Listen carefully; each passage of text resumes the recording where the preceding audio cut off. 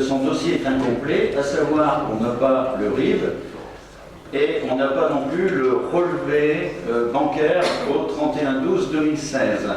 Donc je reviendrai vers vous à la prochaine séance du conseil municipal qui, je suppose, sera en septembre-octobre pour mettre au point avec M. Linglard, président.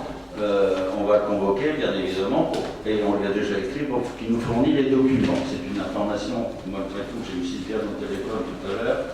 Et c'est au soleil de Perpignan. Voilà. Donc là-dessus, on reviendra.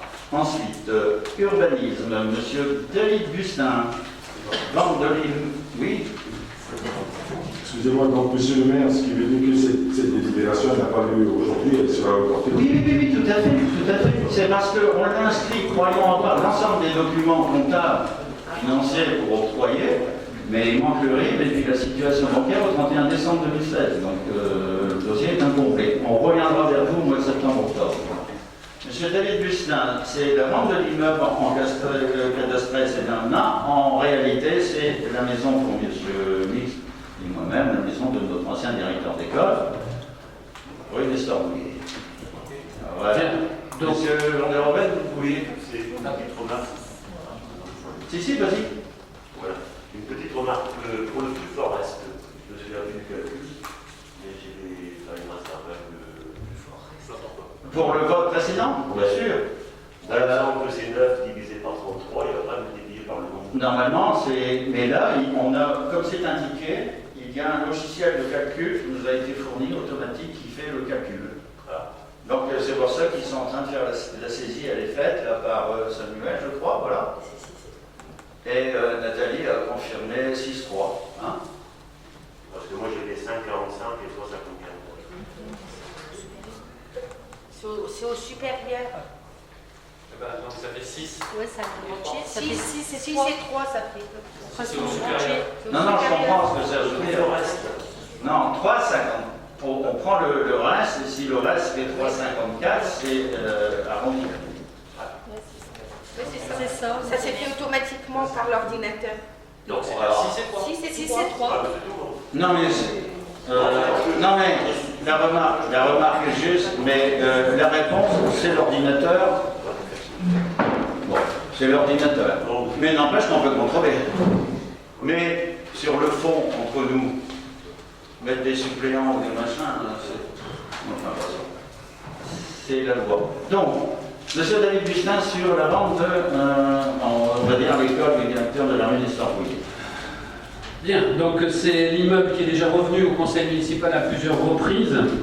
Je vous rappelle donc la première et la deuxième décision, et surtout, afin de rendre la vente plus attractive, la dernière mise à prix qui a été faite avec 10% en dessous de l'estimation des domaines, hein, comme à chaque fois qu'on vend un immeuble, c'est pas quelque chose de nouveau. Donc on a une estimation domaniale.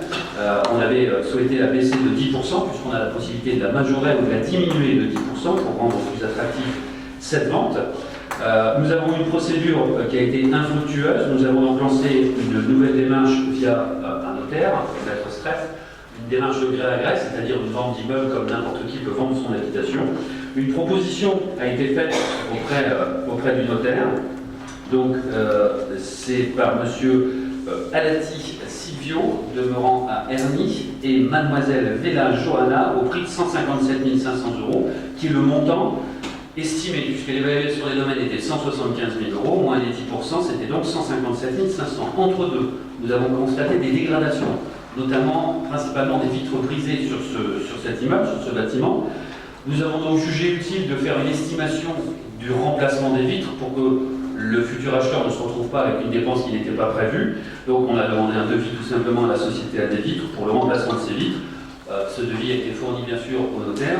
Il y en a pour 1 125,95 € Il est donc proposé au conseil municipal de vendre à 157 500 moins les 1125,95 du montant du devis, c'est-à-dire la somme exacte de 156 374,05 €.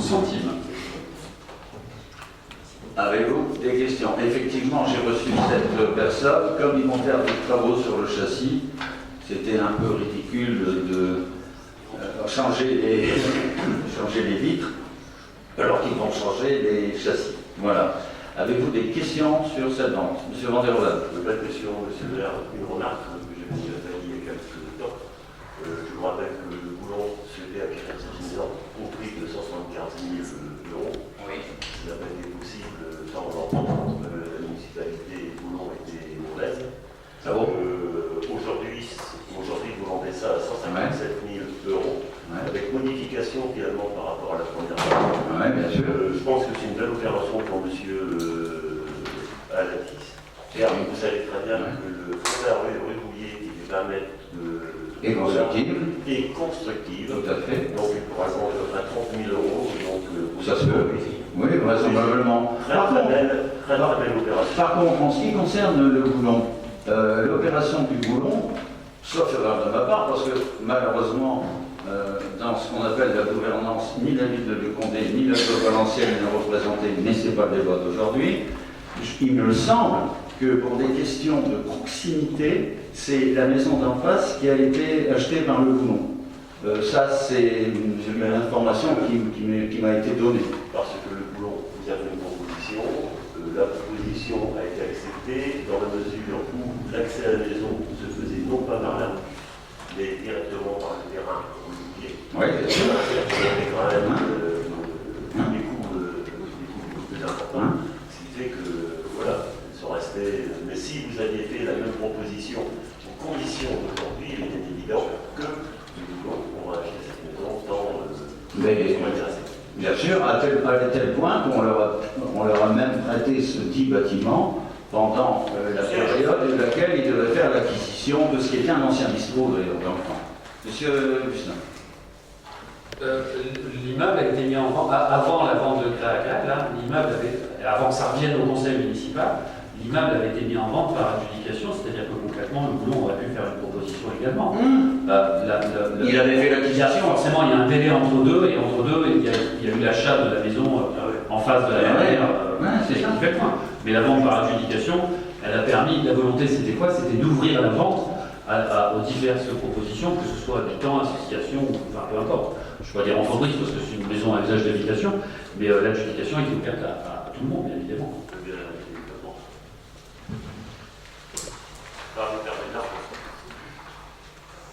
Bon, s'il n'y a plus d'autres questions sur le principe des travaux, tout le monde a compris qu'il vaut mieux faire la somme que faire changer des carreaux qui vont casser. S'il n'y a pas d'autres questions, on va passer au vote. Y a-t-il des abstentions, des avis contraires? Eh bien, je vous remercie. Maintenant, je vais vous demander de bien vouloir passer tout de suite au service éducation jeunesse, parce que dans la chronologie du débat, il est préférable de d'abord parler de ce décret qui nous est arrivé il y a quelques jours, qui est sur table d'ailleurs, ça nous est arrivé il y a quelques jours, et ensuite on pourra rediscuter de la filière animation. La chronologie veut que ce soit mieux. Donc les rythmes scolaires, c'est M. Jean-François Smith qui va vous en parler. C'est une modification anticipée des rythmes scolaires.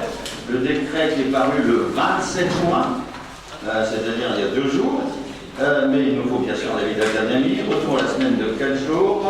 Tout à l'heure, je ne sais pas si tu l'as eu, Jean-François, j'ai eu un message de notre ami Romuald Cardon qui était au conseil d'école de Carnot. Carnot a voté à 100% pour revenir aux 4 jours. Et l'école maternelle du centre. Et maternelle du centre également. Et ça, c'est des informations qui nous arrivent au fur et à mesure. Monsieur Jean-François Smith, s'il vous plaît.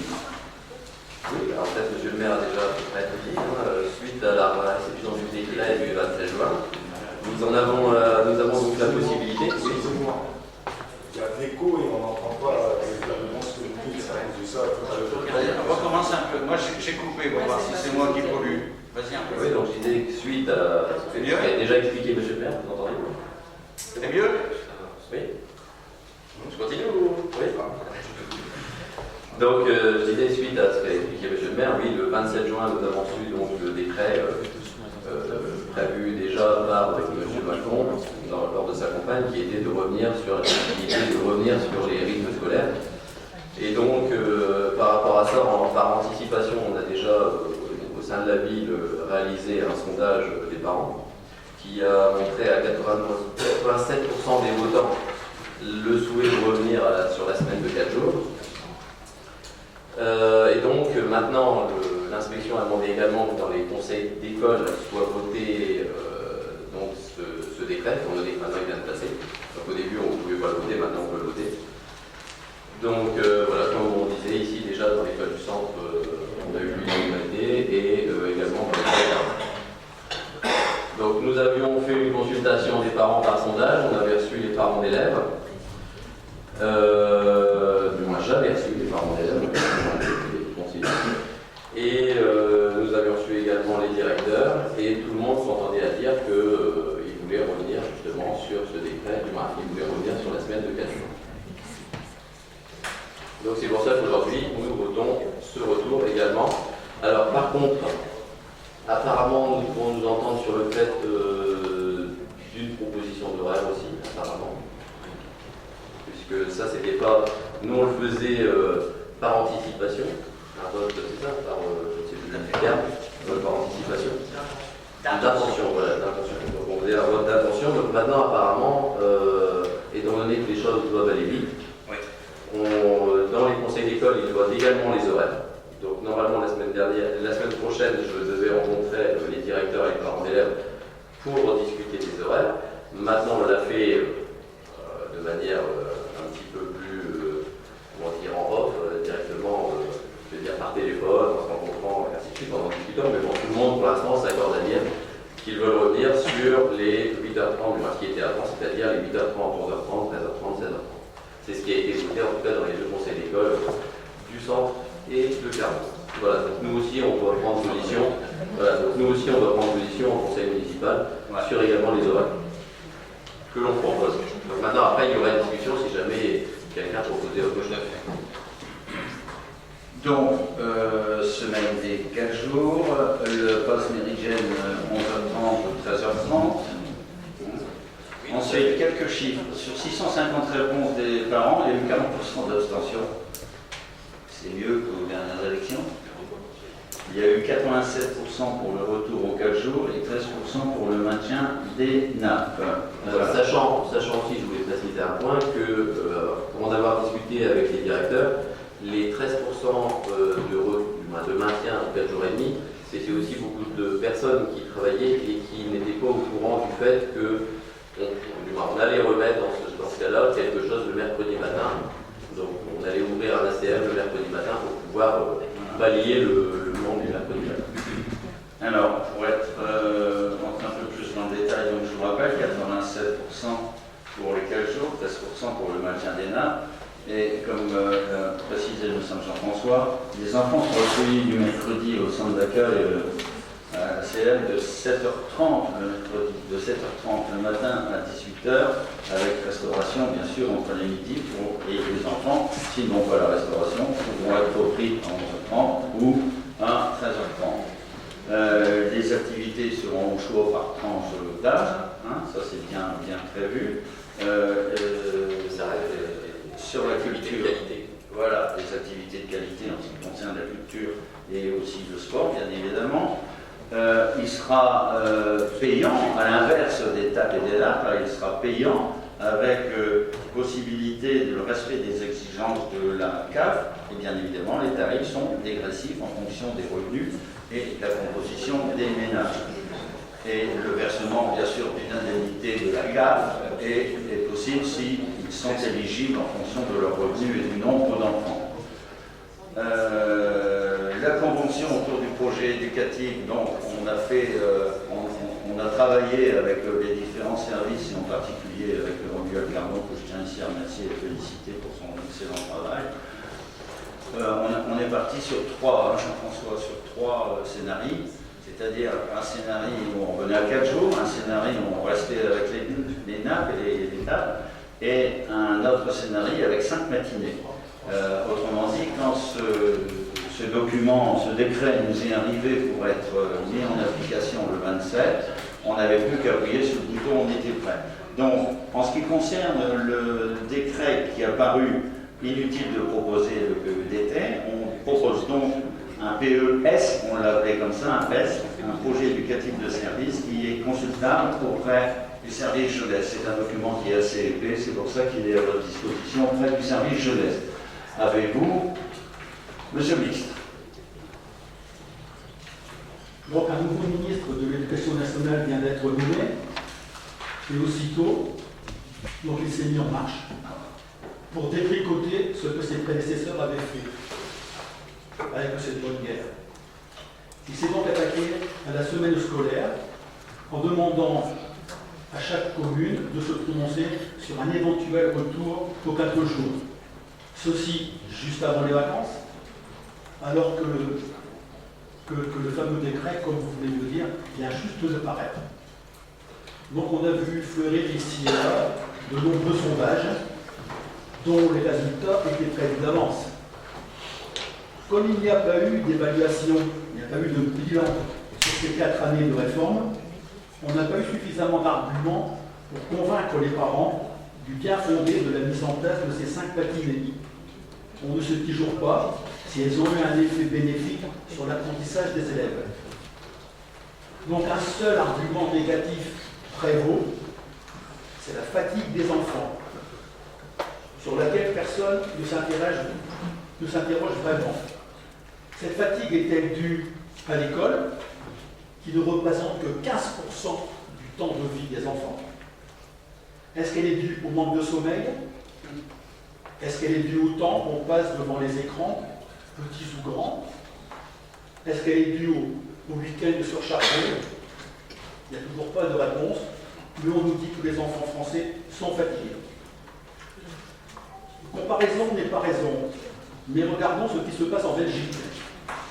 Depuis plusieurs années, les élèves belges vont à l'école 5 matinées, y compris le mercredi, et des après-midi qui se terminent souvent vers 15 heures. Nos amis d'outre-Crétin ont compris, eux, que c'est le matin que les enfants sont le plus attentifs, le plus concentrés, et qu'ils apprennent le mieux les matières fondamentales. Chez eux, on ne parle pas de fatigue. Est-ce que les petits Belges seraient plus résistants que les petits Français? Ils ont aussi quelques activités d'après l'école, mais je pense qu'elles ne sont pas au niveau des tables et des nappes qui avaient été mises en place ici et là, avec le soutien financier de la ville et avec un encadrement de personnes qui étaient motivées pour que les enfants puissent se détendre tout en continuant à s'instruire. Alors nous avons compris que cela ne servait à rien de s'opposer aux parents, qui sans doute font le meilleur choix pour leurs enfants, mais nous garderons une grande déception face à cet abandon d'une réforme qui nous semblait être une grande avancée pédagogique. Donc nous allons nous abstenir. Bien, merci Alain de ces précisions, de cette déclaration, et pour ceux qui écoutent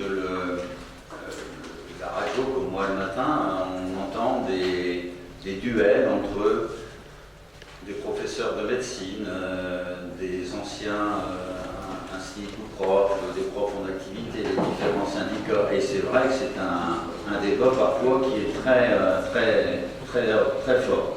Jean-François, tu avais une précision, une intervention à faire? Oui, une petite précision juste. Juste quand on parle de détricotage du précédent gouvernement, c'est exactement justement ce qu'avait fait le précédent du gouvernement de M. Hollande, c'est-à-dire qu'en arrivant directement, ils avaient enlevé ce que M. Sarkozy avait fait, c'est-à-dire sa semaine de 4 jours, pour ne pas ensuite remettre le samedi, ce qui était encore avant le précédent gouvernement. On a décidé, sous prétexte de pédopsychiatre et ainsi de suite, de mettre cette semaine de 5 matinées avec le mercredi. Donc juste une petite précision, puisque c'est ce qui avait été déjà fait par le précédent gouvernement. Et d'autre part, pour parler des Belges, alors effectivement ils font 5 matinées, mais il faut savoir quand même que par rapport ici à la réforme qui avait été faite, ils finissent, comme vous l'avez dit, beaucoup plus tôt que ce qui n'est pas fait ici dans cette réforme. Cette réforme a été faite de telle manière que les enfants finissaient quasiment aux mêmes horaires. Quasiment quand on finit à 4h10 par rapport à 4h30, le bénéfice, il est vraiment très sommaire. Donc c'est pour ça qu'en plus, moi-même en étant enseignant, j'ai constaté la fatigue des élèves qui n'est pas due à leur vie à la maison, puisque en gros on a senti d'année en année directement cette fatigue se porter sur les enfants. Moi-même, avec des enfants, j'ai pu le constater, et pourtant les miens, ils aiment bien l'école. Donc, effectivement, ça aurait pu être bien, mais ça a été mal réalisé, puisque, comme je vous dis, le fait de finir si tard, et le gain dans la journée, si ça avait été de finir justement vers les 3 heures, de 3 heures moins le quart ou quelque chose, ça aurait pu justement fonctionner. Là, dans l'ordre actuel des choses, ça ne pouvait qu'à un moment ou à un autre capoter, et c'est vrai que l'ensemble des familles plébiscitaient le retour à la semaine de 4 jours. Bien. Droit de réponse, monsieur le ministre. Ben, je sais que cette réforme n'était pas tombée du ciel. C'est qu'il y avait eu des chronobiologistes, des experts, des savants, qui avaient donc étudié le rythme d'apprentissage des enfants et qui avaient dit que c'était le matin que j'avais le plus attentif. Et il aurait... Cette réforme-là, elle est restée longtemps sous le coude de plusieurs ministres successifs. Elle était prête dans les ministères, mais elle ne sortait pas. Donc Vincent Payon a eu, je vais dire, le courage de la sortir. Évidemment, il s'est un petit peu, comment je vais dire, payé le retour de ce que pensent ses parents aujourd'hui. Enfin, oui, mais j'en sais bien aussi qu'il était quelquefois un petit peu complice les parents. D'accord. Bon, de toute façon, je pense que le vote va être effectif maintenant. Donc Bien sûr. Alain, à titre, s'il te plaît, à titre purement administratif, est-ce que l'intégralité de ce que tu l'as lu sur un support papier, tu pourras le donner auprès de Guillaume, de façon à le recopier in extenso dans le compte rendu. Ça ne te dérange pas? Pas de souci. Merci.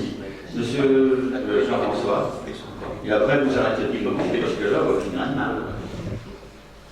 Non, je suis tout à fait d'accord sur le fait que les enfants apprennent mieux le matin. Ça, on est tous conscients, il n'y a pas de souci.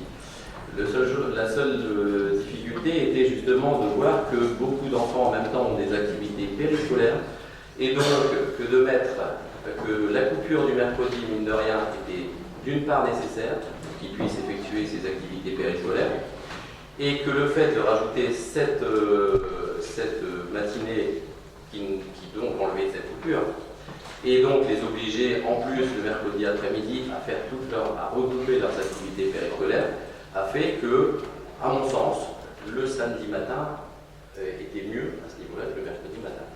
Et donc, dans le sens où ça a été fait, là où le samedi matin était sous le système dérogatoire, c'était pas forcément. Bien.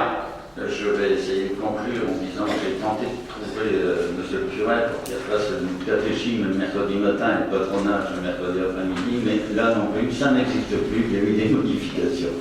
Si vous le voulez, il n'y a plus d'autres intervenants? Non? Non? Bien. Oui, monsieur. Monsieur Agar. Donc, monsieur Smith, par rapport à cette nouvelle réforme, nous dit que les ACM vont maintenant démarrer le mercredi matin. C'est ça? C'est ça. Oui. Donc ma question, avant de partir professionnellement, je sais qu'on avait retravaillé sur le CEJ au niveau de la ville. Donc ma question est de demander s'il y a un avenant qui a été proposé au niveau de la CAF pour étendre justement la plage horaire des ACM par rapport à...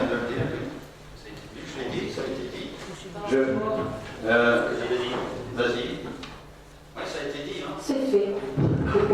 Oui, tout à fait. Il y a un avenant qui a déjà été porté auprès de la CAF. Il faut savoir qu'il y a déjà l'ACM, bien évidemment, qui va prendre le relais un peu des nappes, mais il y a